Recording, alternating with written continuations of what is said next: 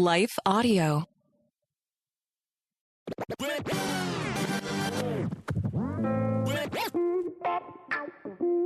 Hey, welcome to our new God's Love for the Unlovable and Gospel Rant series, our new format. We're calling it Vagabond Diaries. We want it to be fun, emotional, life-changing, entertaining, something that you would find valuable to pass on to others and laugh and cry. But instead of dealing with biblical topics from a scholarly perspective, we've done a lot of those. We're just going to shift to telling biblical stories in a new way to get people thinking. And again, to change lives. Made up characters, sarcasm, wit, mockery. Thank you for the feedback, by the way. We love it. So one person said, didn't know what was going on until he got into it a little bit, and now he loves it. So think of Bible group conversation starters, that kind of thing. We'll be doing some for kids. Over and over, we want to scream out, God's love is always for the unlovable, the unlovely, and the unloved. That's all of us on any given day. If we were just a little bit honest, it's the heart of the gospel. And we need to hear it. I need to hear it every day. I need to hear it multiple times a day. The idea of Vagabond Diaries came from my experience writing my award-winning trilogy for young reader fiction fantasies, Kingdom Quest. People have favorably compared it to Chronicles. It's for Christian young readers, 10 to 15 years old. If you know somebody who's that age or has some kids that age or your church, get them the series, the Kingdom Quest series, The Tale of the Unlikely Prince, The Garden Tale, and The Unlikely Storyteller. You've got this, right? And C.S. Lewis said that if he had to do it all over again, he'd write more children's stories because adults read them. I agree. So that's our goal. Yeah? Today we're going to have a little fun, tip of the hat to Bunyan's Pilgrim's Progress with all apologies. I want you to meet Pilgrim. Yeah? Let's get into it. Welcome to God's Love for the Unlovable and Gospel Rant. We'll get back to this week's Vagabond Diaries after this message from our sponsors. Judas Face.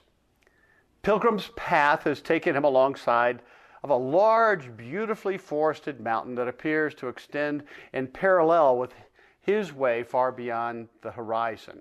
As he inspects the impressive peaks, he notices a path that wraps around the cliffs woven in between.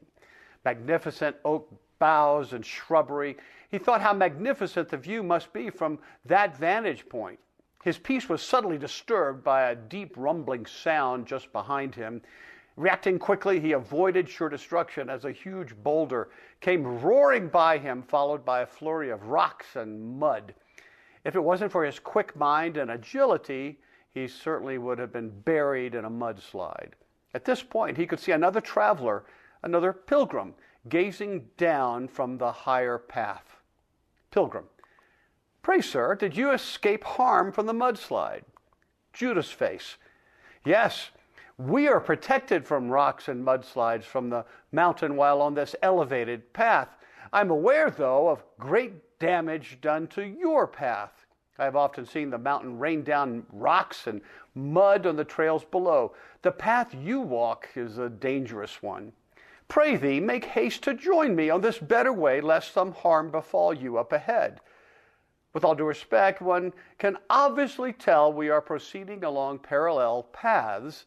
My path is toward the high ground. It's therefore well traveled by the scholar, theologian, and the diplomat alike, while yours leads through fields of rejection, in the swamp of ridicule, in the woodlands of self-doubt, the bogs of loneliness, and is subject to many trials and anxieties. Since both paths lead to the same end, I have taken the higher road, and you should do likewise. Certainly this would be pleasing to the shepherd. Pilgrim. Forgive me, sir. While it does appear that our paths are towards the same destination, this lowly trail I struggle on is the shepherd's path. I understand the truth that there is only one shepherd's path. Judas Face. Fool! Why do you condemn me so? Why do you presume your path to be the only one? Why, even today, I've been about the shepherd's business. I offer direction to the king's messenger that clearly would save him great delays, I was able to offer my services to other travelers on my path in the shepherd's name. Your chosen path is very narrow, and if I may say so, quite limiting. What obtuse person would ever choose to travel beside you? Your path is dark and obviously lonely. And besides, what good can you do if you cannot meet people along the path? How can you serve the shepherd on a miserable path like that? Surely the shepherd would not allow his name to be used on such a pitiful trail. I pity you and do not choose to associate with the likes of you. You, sir, are a laughingstock. What will you tell the shepherd at the end of your chosen arduous journey? Pilgrim notices for the first time that his path has caused him to turn away from the mountain and enter the wilderness. Judas Face continues his soliloquy. Judas Face.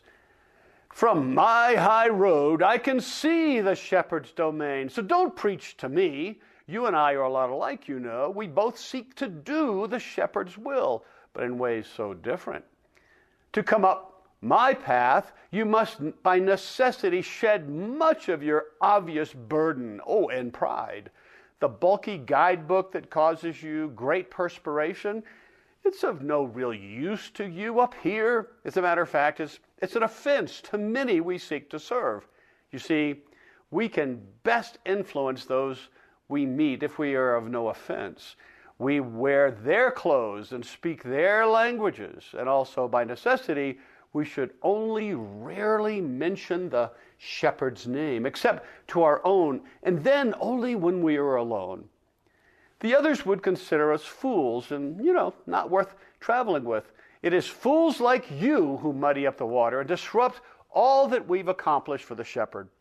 So, I pray thee, just continue rapidly on the trail that's been delegated to you. In the wilderness, you can do me little damage. As the paths diverge, Pilgrim looks up and sees Judas Face's path in the distance veer around the far side of the mountain. He could hear Judas Face singing a chorus or two of some song that is also familiar to Pilgrim. His words pierce Pilgrim to his very soul. Sadness, perhaps.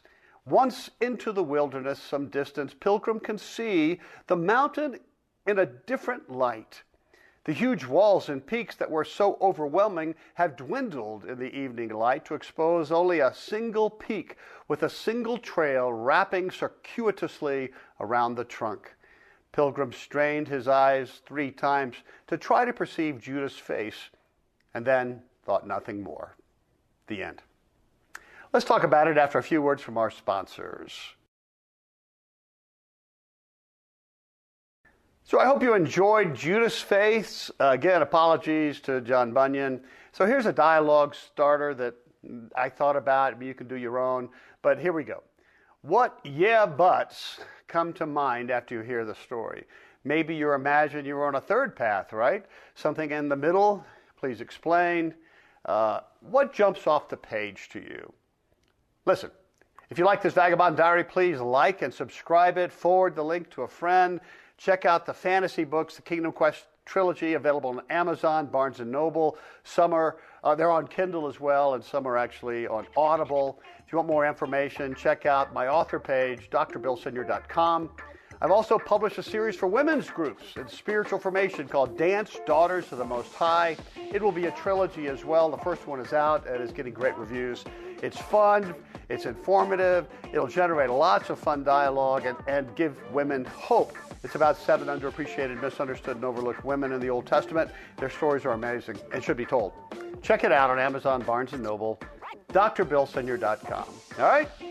Take heart, child of God. We'll see you next time.